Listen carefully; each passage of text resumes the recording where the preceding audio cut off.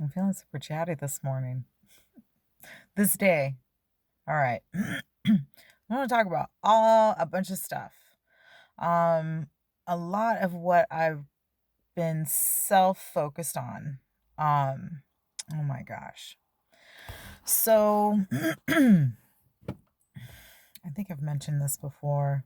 I'm going to go down a whole bunch of different trails. I'm going to start with the mother first. I'm going to start with the females first. Um so hi everybody, thanks for watching. So, okay. Some of the basic information that I've learned is like through Judaism, through the original Aboriginals of the Americas, and other places. Their culture is passed through the mother, right? And of course, I recognize that there is an energy of both masculine and feminine, and how both genders, if we want to specify, can resemble both. Okay. Now,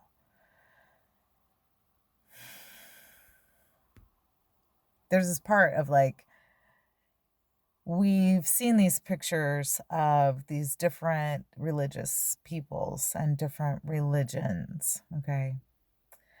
And I've learned that the originals,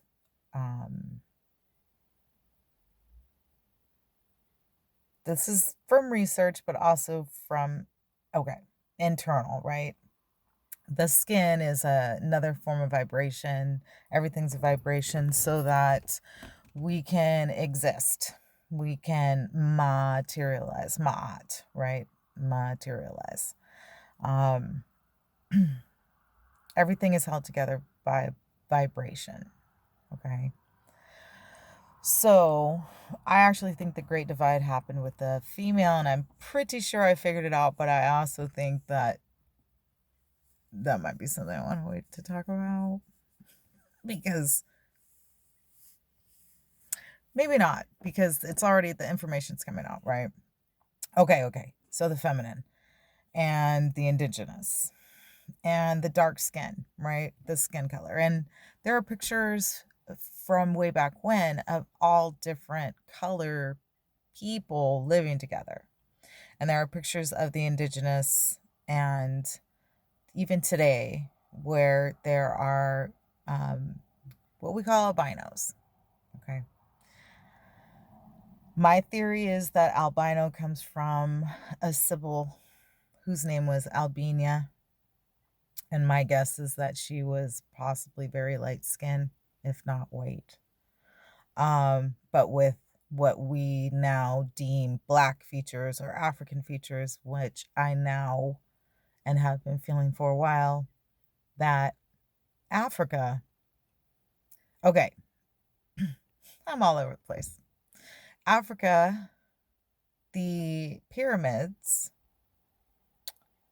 are younger than the structures in Peru, right? And then the recent discovery of the Olmec heads.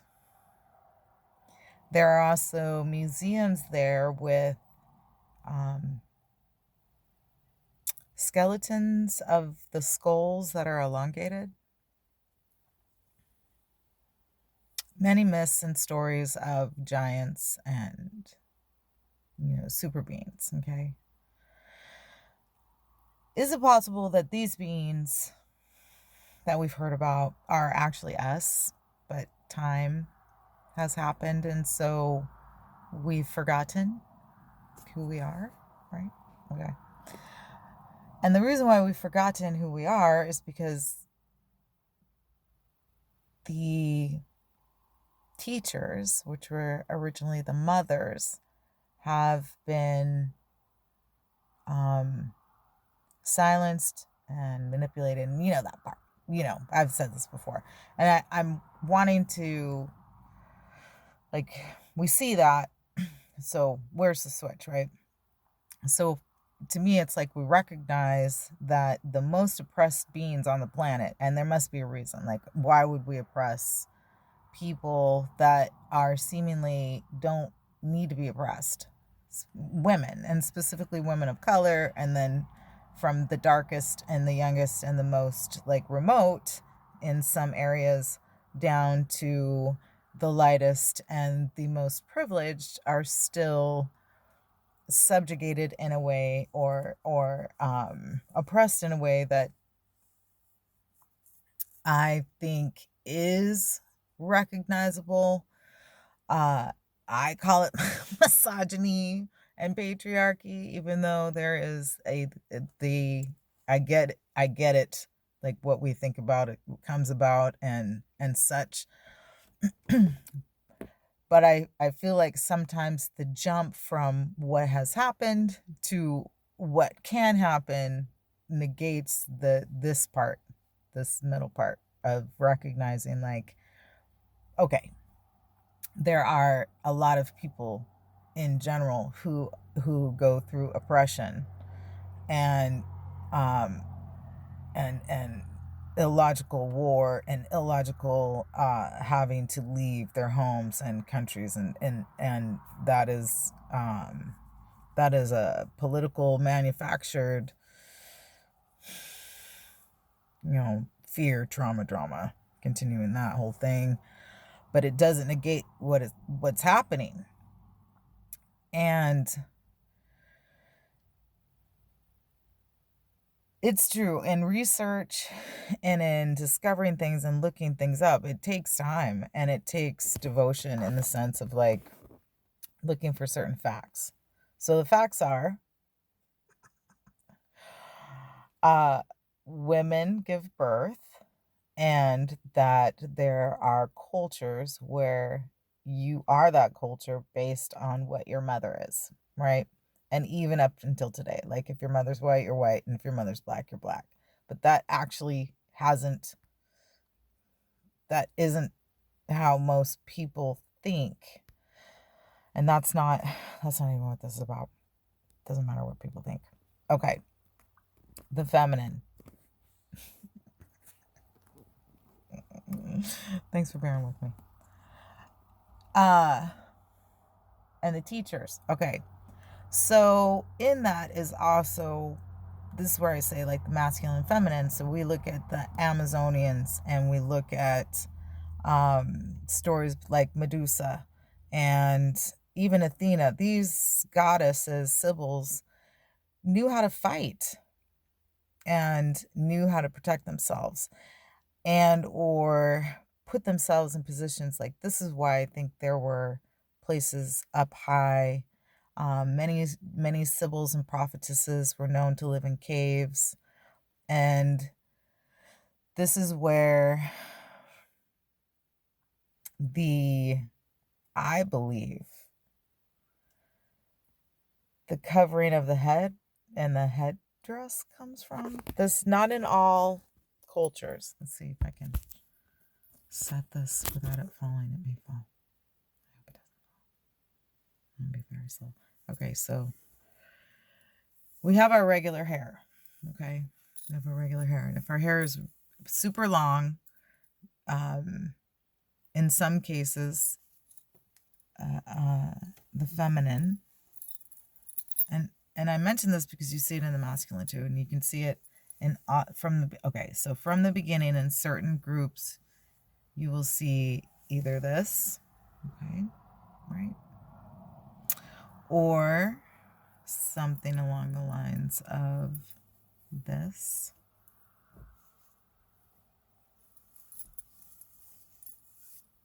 Okay. And then we have in Christianity, right? Their hats were kind of like, they would go up like this, right? Like the nun hats. But there's still, their entire faces would be covered. This is the nun hats. And even to this day, I believe like Mother Teresa wore something something where something was under like this, and then she had another over it, where you could see this part, and then this part was covered, right? And all the way up until like this. But you see this, you can see this in many cultures, all the way to the beginnings. And I'm wondering, and I have a theory that it also is in even the popes in some of the research with the indigenous, with the cross, with what is called now the swastika, but that's actually the sun wheel reversed, right? But the sun wheel, the cross, the sun wheel, and the feathers, and the regalia. And regalia in general for cultures, at one point it wasn't, I mean, regalia, meaning like the way that indigenous and the originals dressed, was how they dressed. The modern age, like sequestered and quieted the wearing of feathers and a lot of jewelry and a lot of animal pelts and things like that. Like now we live in a world where if you're wearing animal pelts, so in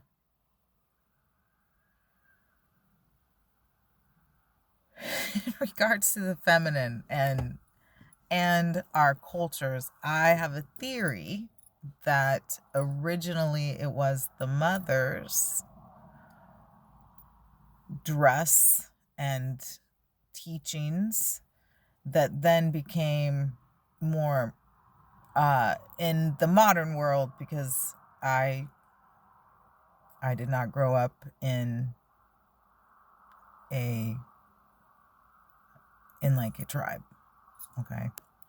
So, but in the world that I did grow up in, there is this, I think, propagated information about the Aboriginals of the Americas. And it's dualistic. We have the groups that have been recognized and still are able to learn and know traditions through groups. However, they are under, the new government, so to speak, even though they're I can't speak specifically about the peoples that are recognized as the peoples. What I'm learning is a lot of us are the peoples, and we have been told that we've come from a completely different country. And so what I've been wondering is, how did that happen? And my guess is that really the peoples originated more here. The lands were closer. I also learned through watching on YouTube, looking up, there's like two guys. There's several people who are deep seeking evidence and literal like books and paperworks of facts about the slave ships, about the information we've been taught, and then more about the truth of where we came from and why we're here. And if we continue to separate ourselves from the original beginnings of the truth, then we are going to be easily emotionally driven towards a way of looking at ourselves on this land as also foreigners, as permanent indentured servants, so to speak, when that application was borrowed from the original thievery of the feminine knowledge and the feminine aboriginal mother. And I think that the reason why I mentioned like the head dresses and the feminine, so to speak, but also there are women with beards, yep, hair on their chins and stuff, and that's been left out. They don't want us to know that some of those men were not men, they were women with beards. So what's my big story to this? I guess all of this is just mentioning like certain connections between each groups that we see as separate, but there is an interesting similarity with the feminine being the decider of the culture, and yet the teachings are being brought in a different way. And so I think a lot of information is being redirected, so to speak. My theory is this. My theory is that the peoples of Africa who know the truth help to spin the story so that we would always think that we were from Africa. Because in truth, it is so true. When we, those who've been told, are African American, and we, those who've been told that we are indigenous, but are not connected at all to people who are of curly hair and dark skin. And that actually comes back together because, yes, there are original writings that several things. The land was never to be sold. The people of the land were never to be sold or turned into slaves, and or that their land was to be returned to them. I mean, even the land I'm on right now technically is not, my land, right? I mean, my people's lands, I don't know. Is it in California? Did my original peoples get moved from California to the East Coast? And then that's why the certain desire to come to the West Coast, because that's originally where we're from, because there are so many places here that look familiar from like past lives. Like, how does that happen? Is it because originally we're from this part of the world, and then, yeah, that strong desire to connect to that again without being cheesy and also colonialized or, self-righteous and grandiose.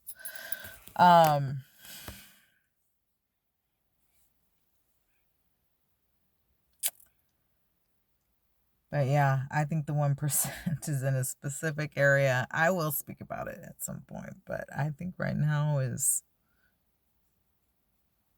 maybe a bit too soon. All right. Well,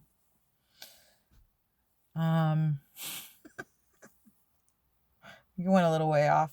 I went all over the place. I was speaking about the feminine and also speaking about like the connections. I think I did all right. Maybe I'll rewatch this video before I post it. But yeah. Oh, yeah.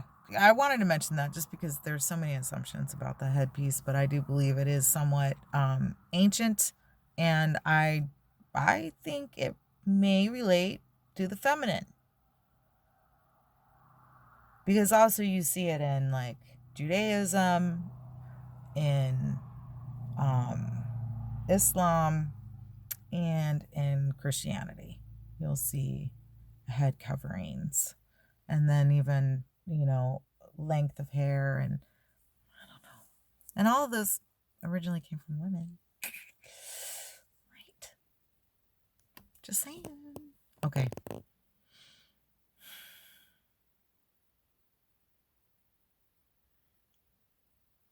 Leave some comments, if there's anything anybody wants to add to that. All right. Until next time.